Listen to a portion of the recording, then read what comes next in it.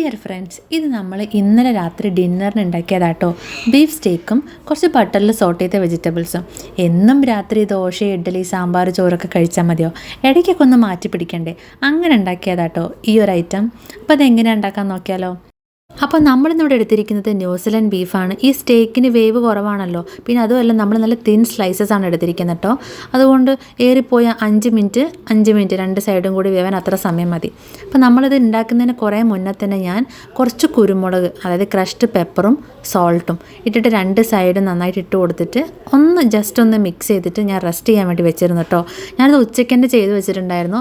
പിന്നെ ഇത് നമ്മൾ രാത്രിയാണല്ലോ അത് എടുക്കുന്നത്. ഞാനിത് ഇവിടെ ഒരു പാൻ എടുത്തിട്ടുണ്ട്. അതിൻ്റെ അകത്തേക്ക് കോക്കനട്ട് ഓയിലോ ഒലീവ് ഓയിലോ ഏതായാലും കുഴപ്പമില്ല, നമ്മൾ ഓയിൽ ഒഴിച്ച് കൊടുക്കുക. അതിൻ്റെ അകത്തേക്ക് നമ്മുടെ സ്റ്റേക്ക് ഓരോന്നായിട്ട് വെച്ച് കൊടുക്കുക. കുറച്ചുകൂടി കട്ടിയുള്ള സ്റ്റേക്കൊക്കെ ആണെങ്കിൽ എനിക്ക് തോന്നുന്നു ഒരു സൈഡിൽ കുക്കിംഗ് ടൈം 10 മിനിറ്റ്സ് ഒക്കെ വേണ്ടിയിരുന്ന അറിയില്ല കേട്ടോ.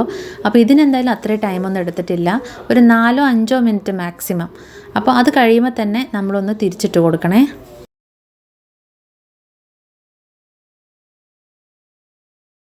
അപ്പോൾ ഞാൻ ഇതെല്ലാം ഒന്ന് തിരിച്ചിട്ട് കൊടുത്തിട്ട് ഒരു 2 മിനിറ്റ് കഴിയുമ്പോൾ തന്നെ ഞാൻ എന്താക്കും, അതിൻ്റെ അകത്തേക്ക് നമ്മുടെ വെളുത്തുള്ളി ഇല്ലേ, തൊലിയോടൊക്കെ അതൊന്ന് ക്രഷ് ചെയ്തിട്ട് നമ്മുടെ ഈ ബീഫിൻ്റെ മുകളിലോട്ടേക്ക് ഇട്ട് കൊടുക്കുന്നുണ്ട്.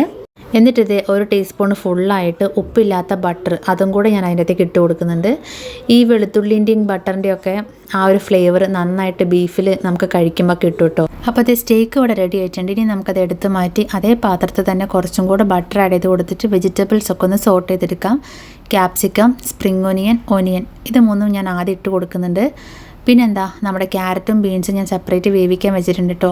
പിന്നെ നമ്മുടെ സ്പ്രിംഗ് ഓനിയൻ്റെ മുകളിലത്തെ ലീഫ് ഉണ്ടല്ലോ, അതും കൂടെ പിന്നെ ഞാൻ ലാസ്റ്റ് ഇട്ട് കൊടുക്കുന്നുണ്ട്. പിന്നെ ആവശ്യത്തിനുള്ള ഉപ്പും കുരുമുളകൊക്കെ ഇട്ട് പിന്നെ ക്യാരറ്റും ബീൻസും വെന്ത് കഴിഞ്ഞ് അതും കൂടെ ഇതിലേക്ക് ആഡ് ചെയ്ത് കൊടുക്കുക, മിക്സ് ചെയ്യുക. ഏറിപ്പോയ 1-2 മിനിറ്റ് അത്രയും മതി. അപ്പോൾ അതേ സംഗതി ഇവിടെ റെഡി ആയിട്ടുണ്ട് കേട്ടോ. നമ്മുടെ പിള്ളേർക്കൊക്കെ പച്ചക്കറി കഴിക്കുകയെന്ന് പറയുന്നത് ഭയങ്കര മടിയാണല്ലോ. പക്ഷേ ഇങ്ങനെ ആ ബട്ടറിൻ്റെ ഒരു ടേസ്റ്റുള്ളതിനെ കൊണ്ടാണോ എന്തോന്ന് അറിയില്ല, അവർ നന്നായി കഴിച്ചിട്ടുണ്ട്, പ്രത്യേകിച്ച് ക്യാരറ്റും ബീൻസൊക്കെ. അപ്പോൾ അതെന്തായാലും ഇഷ്ടപ്പെടും. നിങ്ങളും ട്രൈ ചെയ്ത് നോക്കുക. വളരെ ടേസ്റ്റാണ്, ഈസിയാണ്. ഇടയ്ക്കൊക്കെ ഒന്ന് ഇങ്ങനെ ഉണ്ടാക്കാൻ നോക്കുക.